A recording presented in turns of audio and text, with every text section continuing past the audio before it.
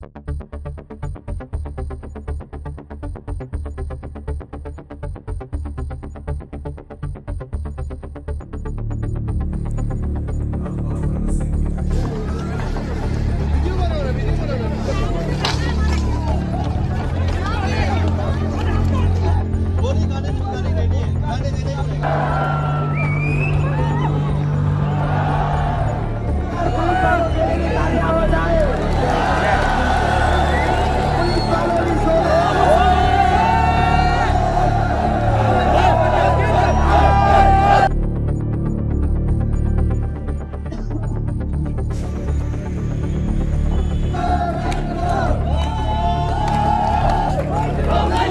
Legislative assembly में है। पहला दिन है 11th session of 7th legislative assembly. यहाँ बजट सेशन चल रहा है अरुणाचल प्रदेश में, और हमने कुछ जाना यहाँ के जो अभी कुछ विधायक है, एमएलए हैं, उनसे हमने जाना नल एंड वॉइड इशू के बारे में। Arunachal Pradesh public service commission में ये जो इशू चल रहा है, इसकी डिमांड नल एंड वॉइड की डिमांड गवर्नमेंट ने एक्सेप्ट की है, और जितने भी एग्जाम थे 2014 के बाद उनको नल एंड वॉइड करके री एग्जामिनेशन कंडक्ट किया जाए, ये मांग थी। लेकिन यहाँ आज हमने कुछ एमएलए से जाना कि काफ़ी ज़्यादा एमएलए इस नल एंड वॉइड की डिमांड को सपोर्ट नहीं करते हैं और बिल्कुल अपोज करते हैं नल एंड वॉइड की डिमांड को, और इन कुछ एमएलए इसको सपोर्ट भी करते हैं। नल एंड वॉइड जो एग्ज़ाम्स हैं उन डिमांड को उसको पूरा नहीं किया जाना चाहिए। तो अरुणाचल प्रदेश में आपसू का अलग स्टैंड है, और जो यहाँ एस्पिरेंट कैंडिडेट्स हैं, जॉइंट पावर स्टीयरिंग कमेटी है, उनका अलग स्टैंड है।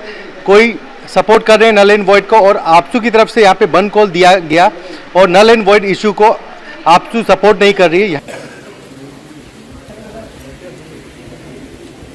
We be very frank. It depends completely on the government has accepted the 13-point agenda, so we have nothing to say. But still, null and void. Of course, I have asked the question also that what is the policy that you are going to adopt. Of course, children are very angry.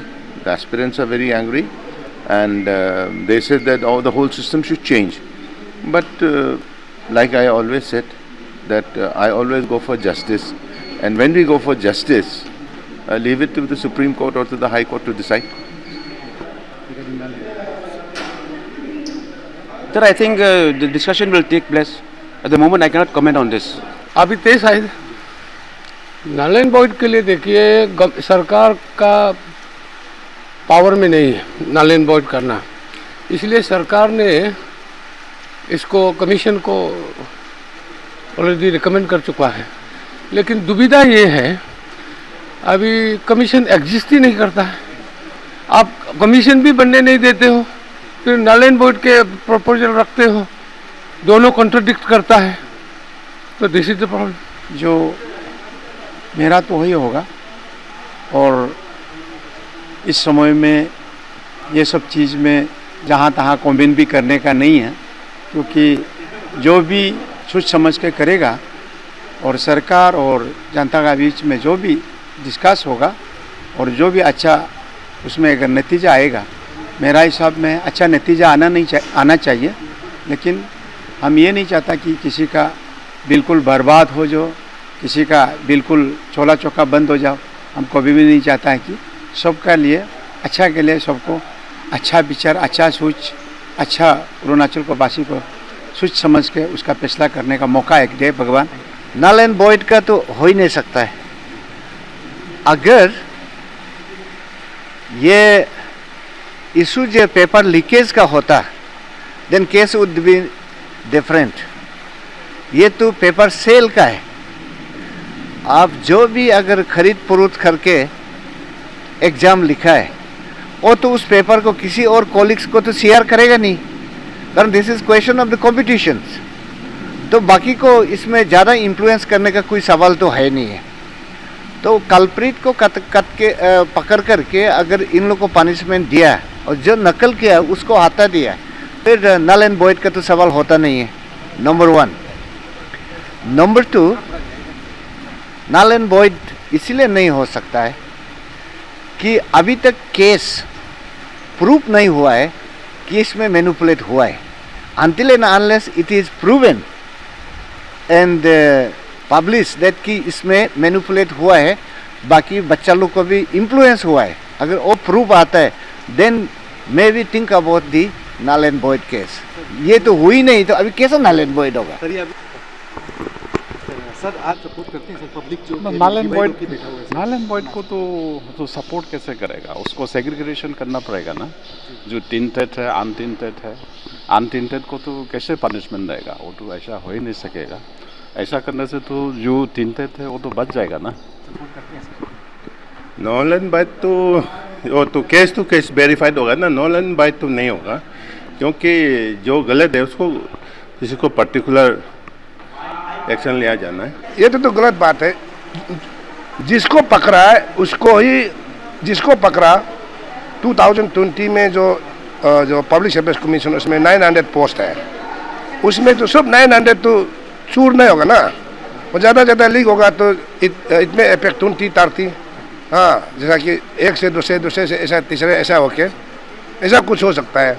लेकिन ये sure है कि 900 तो पूरा duplicate नहीं हो सकता है ना, क्योंकि उसमें जो कोई फेल भी खाया, हाँ, जो पास हुआ फिर उसको तो एक बस्ता में एक आलू गुत्ती गिला है, जो गिला वाला को ही बाहर निकलना है, हाँ, और तालाब में कोई मछली मरा है तो सारा मछली को फेंकने से नहीं होगा ना, जो मरा है गिला है उसको उठा के फेंकना है। जिसको ये एपिसोड में जिसको पकड़ा गया फिर उसको इंट्रोगेशन करेगा, तुमसे फिर पेपर कहाँ में दिया था, जिसको पकड़ा जाएगा उसी को एक्शन ले सकता है। रेस्ट कैंसिल करना तो वो तो गलत बात होगा। और हमारा सीएम साहब इसका मेमोरेंडम, इसका कमेटी है, वो लोग भी तो, और 900 जो पब्लिक सर्विस कमीशन से पास किया वाला का भी एक संगठन बनाया, वो गवर्नमेंट को दरखास्त दिया, फिर सीएम इश्योर भी दे दिया कि जो गलत नहीं है हम कैसा करके इसको री इंटरव्यू जैसा वो मांगेगा उसको मान के ये करेगा। Government is working tooth and nail. Opinion amongst the legislature.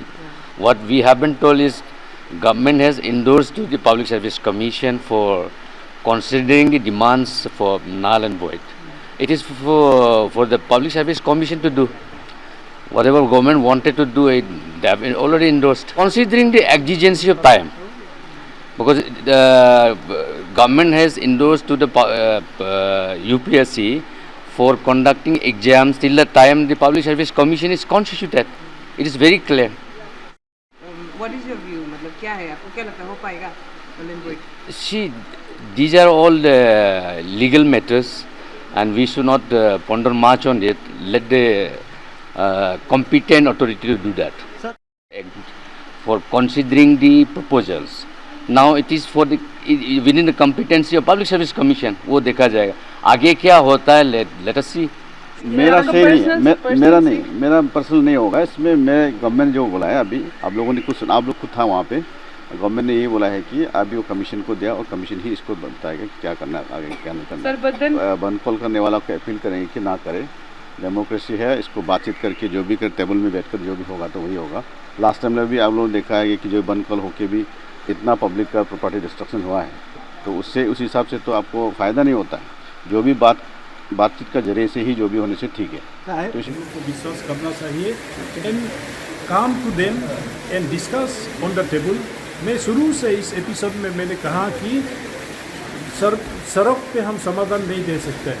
समाधान ऑनरेबल चीफ मिनिस्टर का सामने आके आप लोग इसका जब डिस्कशन होगा तो समाधान आएगा। तो इसलिए when chief minister is ready to discuss every corner, everything, every issues amicably resolve करना चाहता है, तो इसलिए कहीं वायलेंट, कहीं कुछ प्रोटेस्ट ये सब में मत जाइए। When CM is ready please join with chief minister to resolve this issue.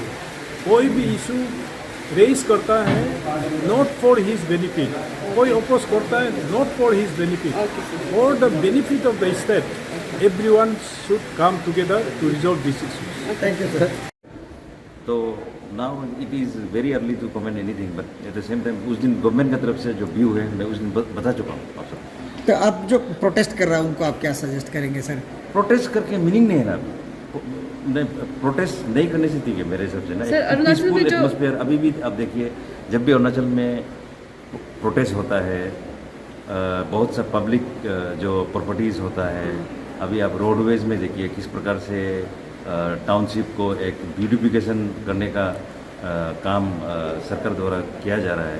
उन सब चीज़ों को डैमेज होगा, सारा चीज़ होगा, which is not really good. And Arunachal का इमेज इस प्रकार से हम लोग लोगों के सामने नहीं रखना है कि मैंने हमेशा गलत चीज़ों के लिए मैंने I don't support any kind of one culture in Arunachal. Sir constitution में एक प्रोविजन है सर, मेमोरेंडम, अल्टीमेटम, उसके बाद डेमोक्रेटिक मूवमेंट, तो प्रोटेस्ट सरकार भी तो कभी कभी प्रोटेस्ट करता है तो हर समय आप लोग देख ही रहे series of any group are giving ultimatum.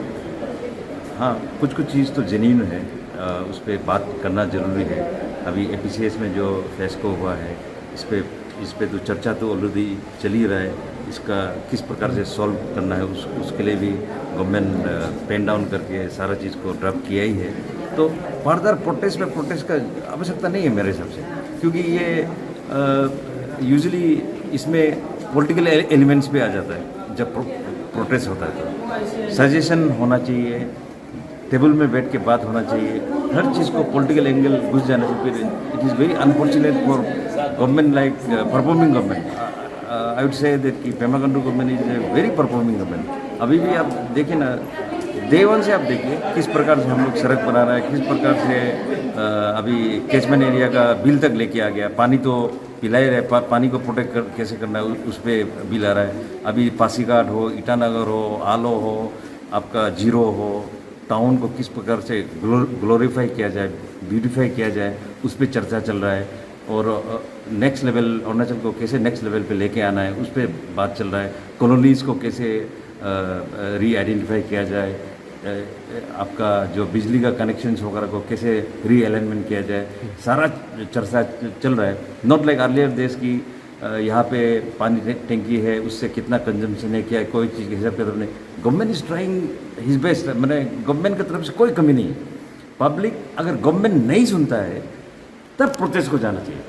Government आपका बात सुन रहा है, आपसे बात कर रहा है, तो प्रोटेस्ट के लिए क्यों जाना चाहिए? I don't think so protest के लिए जाना चाहिए, क्योंकि हर समय प्रोटेस्ट। हाँ, कभी कभी हम लोगों को भी कभी we feel very sad also at the same time. जब काम कर रहा है तो उसका सराहना भी होना चाहिए। There should be some youths also, youth लोग भी, ऐसे बात नहीं है, यूथ लोग लॉट्स ऑफ यूथ जो हम लोगों को अच्छा कामों को मैंने पॉजिटिव वे में लेता है।